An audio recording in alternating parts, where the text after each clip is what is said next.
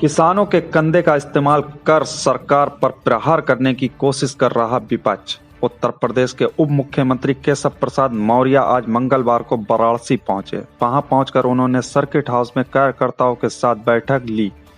फिर उन्होंने जनसा स्थित इंडियन पब्लिक स्कूल में कानूनों के समर्थन में आयोजित किसान सम्मेलन को संबोधित किया। उप मुख्यमंत्री केशव प्रसाद मौर्य ने कहा कि मैं मानता हूं कि देश के प्रधानमंत्री नरेंद्र मोदी सरकार द्वारा लाए गए कृषि कानून का कुछ किसान समर्थन कर रहे हैं। साथ ही उन्होंने कहा कि जिन किसान भाइयों को इस कानून को लेकर कोई आपत्ति है तो सरकार के द्वारा हर समय उनके लिए खुले हुए हैं।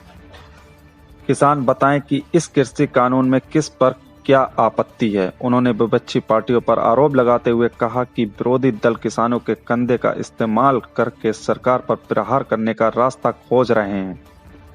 मैं ये कह सकता हूं कि उनके पास दम नहीं है। वो किसी भी विषय पर किसी के पीछे खड़े होकर सरकार पर निशाना लगाने की कोशिश में लग जाते हैं।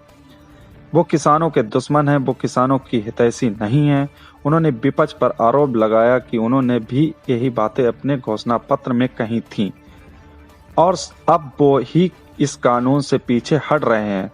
वे जब सत्ता में थे तो इन बातों का समर्थन करते थे। आज जब हमारी सरकार ये कानून लाई है तो इसका विरोध कर रहे हैं। उप मुख्यमंत्री ने कहा कि आने वाले समय में प्लास्टिक का जो भी कचरा है, पीएम मोदी के आह्वान पर हम गंदगी से मुक्त भारत रखेंगे। ऐसे में प्लास्टिक के कचरे से सड़क बनाकर प्रदूषण मुक्त भारत बनाएंगे।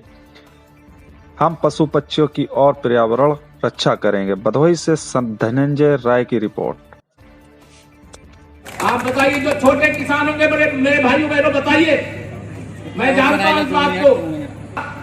तो किसी साहूकार से, किसी बड़े आदमी से आप कर्ज लेते थे, उसका ब्याज देना पड़ता था और जितना खेती से आप पैदा करते थे उसको बेचने के बाद सारा का सारा चुकाना पड़ता था कि नहीं चुकाना पड़ता था। वास्तविकता की धरातल पे हम वह सारी चीजें जानते, उस जीवन को जिए हैं। ये किसान विरोधी, ये किसानों के हितैषी नहीं है, ये किसानों के वास्तविक रूप से दुश्मन है।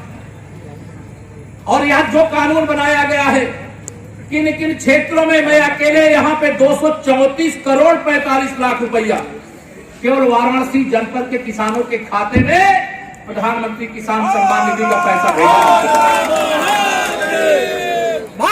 योजना हम लोगों ने चलाई थी। जब हम लोग चुनाव लड़ रहे थे उस समय कहा था, किसानों आप अपना आशीर्वाद दीजिए, कमल खिलाइए यूपी के अंदर, हम सत्ता में आएंगे तो किसानों के जो 1 लाख तक के कर्जे उनको माफ करने का काम करेंगे। अकेले अगर हम हिसाब लगाए तो 16,026 किसान वाराणसी जनपद के, जिनका 69 करोड़ लगभग 70 करोड़ रुपया माफ करने का काम यूपी में योगी जी की अगुवाई में जब हमारी सरकार ने शपथ लिया था तो कैबिनेट की पहली बैठक में उस कर्ज को माफ करने का काम किया।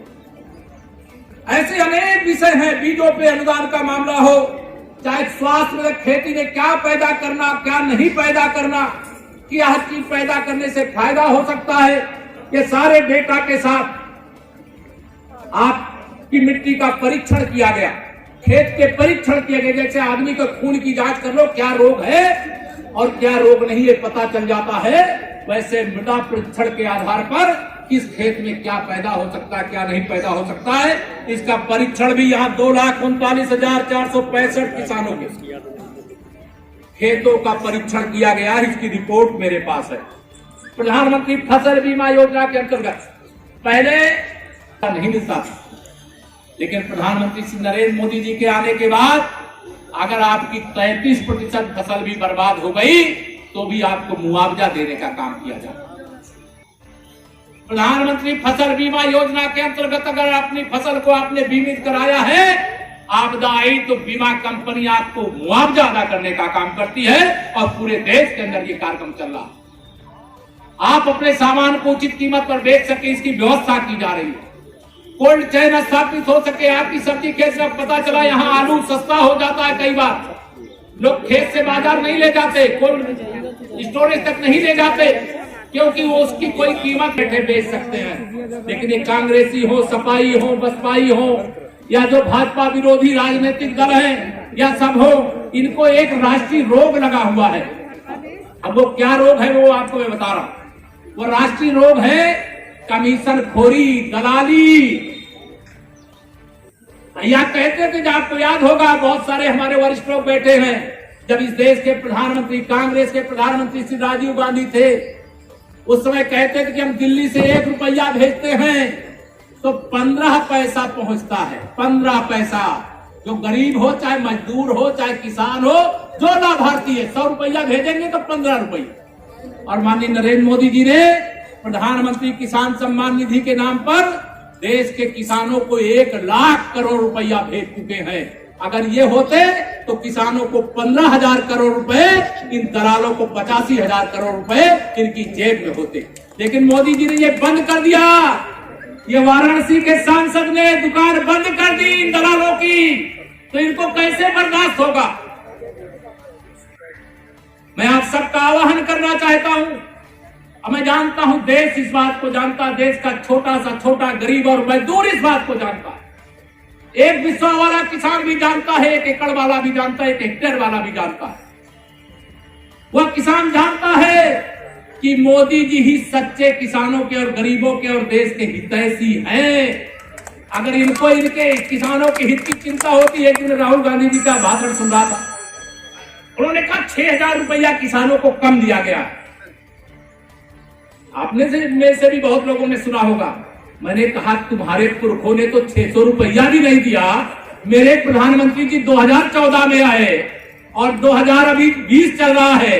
किसानों के खाते में 6,000, 2,000 की 3 किस्त के माध्यम से साल में 6,000 रुपए दे रहे हैं, और तुम कह रहे हो कम है। अरे धोखेबाजों, देश को लूटने वाले, 12 लाख करोड़ का समाजवादी पार्टी के कार्यालय में सेना बमबारी कर रही, उससे तिलमिला जाने वाले ये सारे जो विरोधी दल हैं, इनको ये समझ में नहीं आ रहा। मैं एक बार फिर, मां अन्नपूर्णा की ये धरती है, और इस धरती से आज आप सबके माध्यम से अपने उन किसान भाइयों को, अपने उन अन्नदाताओं को हाथ जोड़ करके आह्वान करना चाहता हूं, निवेदन करना चाहता हूं। और एक किसान का बेटा होने के नाते, और जो भी है उस आंदोलन का समर्थन कर रहे हैं, कोई भी बात करने को क्यों तैयार नहीं है। सरकार ने अभी भी कहा, हमने प्रस्ताव दिया है, उसके बाद भी अगर आपको कोई आपत्ति है तो फिर आइए, सरकार दरवाजा खोल करके बैठी है। आप अन्नदाता हो, आप हमारे देश के सम्मान, अभिमान हो, देश का पेट भरने वाले हो। हम आपका अपमान, आपकी पीड़ा नहीं सह पा रहे हैं, लेकिन उसके पीछे कौन खड़ा है? तो उसमें किसान कम है, किसान विरोधी ज्यादा एकत्र हो गए। किसान कम है, किसान विरोधी ज्यादा एकत्र। और जब केंद्र में कोई सरकार, हम यूपी के अंदर अगर कोई कानून बनाए तो यूपी को ध्यान में रख करके बनाएंगे। लेकिन अगर दिल्ली केंद्र सरकार कोई कानून बनाएगी, माननीय नरेंद्र मोदी जी के नेतृत्व वाली कोई सरकार कानून बनाएगी, तो वो तो पूरे देश को ध्यान में रख करके बनाएगी।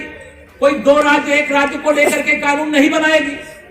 अगर उन 2 राज्य के, 3 राज्य के किसी किसान को कोई आपत्ति है, और मैं आपको बताना, पूरे उत्तर प्रदेश के अंदर मुझे गर्व है अपने किसान भाइयों पर कि कोई भी माननीय नरेंद्र मोदी जी के नेतृत्व में बनाए गए कानून के खिलाफ नहीं है।